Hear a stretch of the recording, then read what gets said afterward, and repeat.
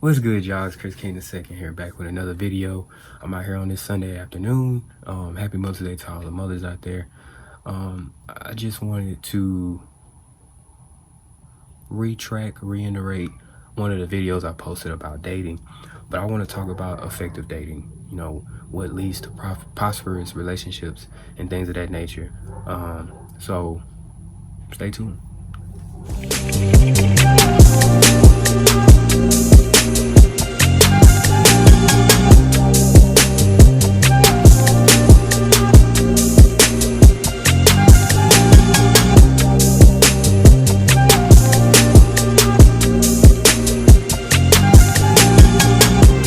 One of the things that can lead to prosperous relationships in the beginning stages is just understanding that you are still an individual. The relationship should not become your life. It shouldn't become your God. Just from experience, you know, I've seen relationships or been in relationships where, you know, the relationship kind of takes all your time, you know, and you're not married, you know, you're still single, you still have responsibilities. And that's one of the things, you know, I feel that, you know, a lot of people worship relationships, and that's a telltale sign. It's not a good thing. You shouldn't want to stop your responsibilities. You shouldn't want to invest every bit of your time around the relationship.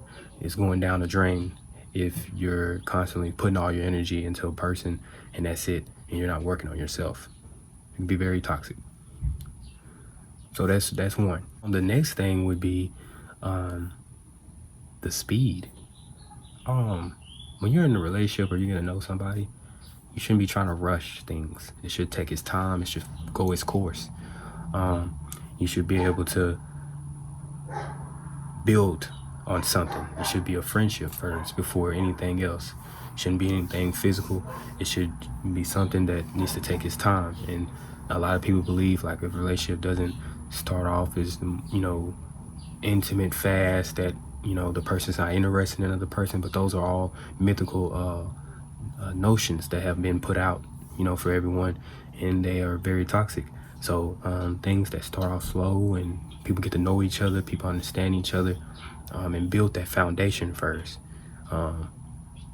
leads to a prosperous relationship. So that's number 2. Number 3, I really should have put this number 1. I don't know why I decided to say number 3, but God got to be in the middle of it.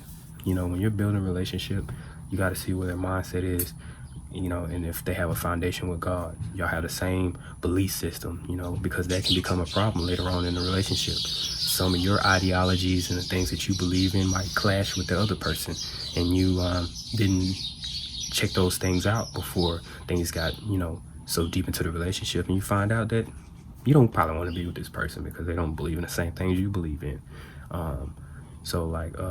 You know, your relationship with God, both of you guys have to have that understanding, you know. So if you feel this way and they feel this way, you know, it may not work. So you gotta have God in the middle. It's important. Yeah, that's about it for number 3. Number 4, communication. You gotta be able to communicate. When you're mad, happy, sad, doesn't matter. You gotta be able to communicate, even if it's hard. Communication is very important. You can't communicate, you can kiss relationship goodbye, you can kiss anything goodbye. You know, with any type of relationship, communication is important, but especially in, you know, in relationships with, you know, a man or a woman, you got to be able to communicate regardless. That's very important. Constant communication, whether it's tough or not, whether the conversation is hard or not, you have to be able to communicate. I don't know how many times I can stress that. You know, we're just gonna skip past that. So that's number 4. Family. Now, when I say family, I don't mean like, you know, the relationship is, you know, just I don't mean from just one way for as and the partner doesn't want you with the family, or the family doesn't want you with them because of their own personal reason. But I'm saying if the relationship is driving a wedge between your loved ones, you know what I'm saying? That can be a telltale sign. Like if your partner doesn't want you to be around your loved ones. I mean, I was in a situation like that where my partner didn't really like when I was around my family. She always wanted me to be around her, and things of that nature. So you have to be very, very careful when it comes to that. If they're trying to pull you away from your loved ones and ruin those relationships, instead of bringing people together and trying to come together and build off of that, that can be a telltale sign. And you will know what's going on, whether it's your family doesn't really like them because of personal reasons. It has nothing to do with anything about the person in the relationship and what it does for you, or anything of that nature. But I'm saying about the relationship, as far as in the man or woman, they just want to keep you to themselves. They don't want you to have any type of close relationships to their family, to your family, and manipulate you. You know what I'm saying? Keeping you away from them because your loved ones might talk some sense into you, things of that nature. You get what I'm saying? And so you got to be very careful of that. So that's very important. I just had that on my mind.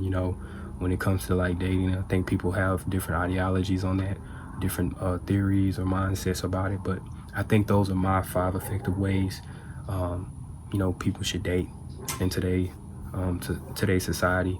And it's something to keep in mind, as we're sitting back in this quarantine and things are starting to open back up again. Keep that in mind, those 5 things. The first one, making sure that you're not spending all, you're not taking away from yourself as an individual. You continue, the relationship should make you want to focus on your career, your whatever you're doing. If you're in school, your job, your different projects you're working on. If you're an author or you're a musician, anything that you do that makes you who you are, you don't put those things down. A relationship should never make you want to move away from your goals and your dreams or aspirations. 2, what did I say? 2 was, I said communication is 1. You got to be able to communicate whether it's hard or not. Best relationships come when you communicate. You got to be able to communicate whether it's hard, tough, whatever. God got to be in the middle of it. It shouldn't tear you away from your family. And it shouldn't be quick. Nothing good is worth being fast. Anything that's fast will burn out. So take your time. It's supposed to be taking time. You're supposed to build on a friendship. And that's all I have for y'all today. CK2 signing out. Peace.